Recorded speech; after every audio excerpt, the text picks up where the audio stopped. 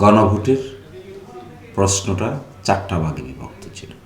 প্রথম ভাগ ছিল তত্ত্বাবধায়ক সরকার, নির্বাচন কমিশন এবং অন্যান্য সাংবিধানিক যে সমস্ত প্রতিষ্ঠান আছে এগুলি জুলাই সনদ অনুযায়ী গঠন করা হবে। এটাতে হানা না, জনগণ বলেছে হা।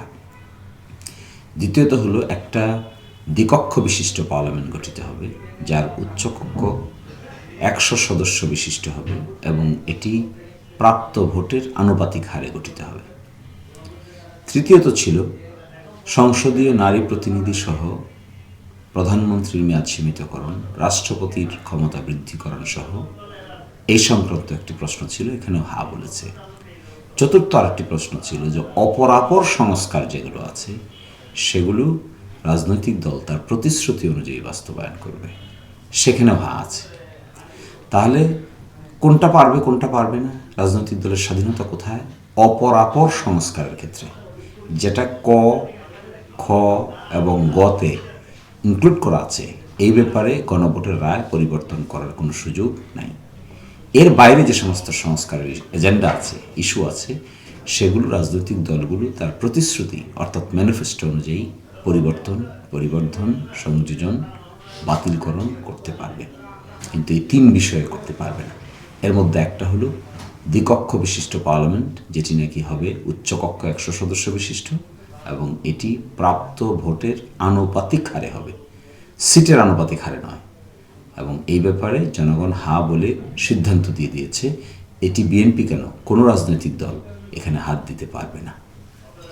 এখন যে বিষয়গুলোতে নোট অফ ডিসেন্ট ছিল, আমরা যদি সরকারি দলের পক্ষের কথাই বলি, তারা যে বিষয়গুলোতে নোট অফ ডিসেন্ট দিয়েছিল, এটির আসলে কোনো গুরুত্ব আছে কিনা হ্যাঁ ভোট জয়যুক্ত হওয়ার পরে? যেগুলো অপরাপর সংস্কারের মধ্যে পড়বে সেখানে গুরুত্ব আছে। যে সমস্ত বিষয়ে নোট অফ ডিসেন্ট দিয়েছে তার মধ্যে ক, খ, গ এর আওতাধীন না যে সমস্ত নোট অফ ডিসেন্ট, সেখানে তারা তাদের মতো সিদ্ধান্ত নিতে পারবে। কিন্তু যেটা ক, খ, গ এর আওতাধীন কোনো বিষয়ে নোট অফ ডিসেন্ট দিয়ে থাকলেও গণভোটের আইন অনুযায়ী জুলাই সনদ বাস্তবায়ন আদেশ 2025-এর 4 ধারা অনুযায়ী তার কোনো কার্যকারিতা থাকবে না। ওই নোট অফ ডিসেন্ট প্রাধান্য পাবে তখন যখন অপরাপর সংস্কারের অন্তর্ভুক্ত হবে। যেমন ধরেন, দলীয় প্রধান সরকার প্রধান হতে পারবে না, এই ব্যাপারে তো প্রশ্ন জিজ্ঞাসা করে নাই জনগণকে। তাহলে এটা কোথায় আছে? অপরাপর সংস্কারে আছে। তাহলে এই ব্যাপারে তারা নোট অফ ডিসেন্ট কার্যকর করতে পারবে। কিন্তু উচ্চকক্ষ নিম্নকক্ষ সংখ্যানুপাতিক হারে গঠিত হবে উচ্চকক্ষ, এ ব্যাপারে তারা হাত দিতে পারবে না। তাদের এই নোট অফ ডিসেন্টকে রেফারেন্ডামে চেঞ্জ করে দেওয়া হয়েছে। আপনি মনে আছে কিনা আমি জানি না, যখন জুলাই সনদ বাস্তবায়ন আদেশ জারি হলো তখন বিএনপি বলেছিল যে আমাদের সঙ্গে প্রতারণা করা হচ্ছে। সেই কথা তারা বলেছিল যে এই প্রশ্ন জনগণকে কেন জিজ্ঞাসা করা হচ্ছে। তো জনগণকে জিজ্ঞাসা করা হয়েছে তাদের নোট অফ ডিসেন্ট থাকা সত্ত্বেও। সবগুলো জিজ্ঞাসা করা হয়নি, বাছাই করে 2টা জিজ্ঞাসা করা হয়েছে। তার মধ্যে একটা হলো উচ্চকক্ষ গঠন প্রক্রিয়া, এ ব্যাপারে বিএনপি দ্বিমত করেছিল, কিন্তু জুলাই সনদ বাস্তবায়ন আদেশে তাদের ওই দ্বিমতটাকে মানা হয়নি।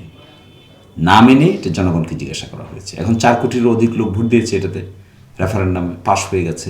এখন বিএনপি তো বলতে পারবে না যে আমাদের নির্বাচনী ইশতেহারে ভিন্ন রকম আছে, তাহলে গণভোটের রায়কে উল্টাতে হবে। তারা যদি গণভোটের রায়কে উল্টাতে চায় তাহলে তো ব্লান্ডার হবে, পলিটিক্যাল ব্লান্ডার হবে, লিগ্যাল ব্লান্ডার হবে, এটা তাদের করা উচিত হবে না। কিন্তু অপরাপর সংস্কার যেগুলো আছে এ ব্যাপারে সকল দলের এই স্বাধীনতা থাকবে।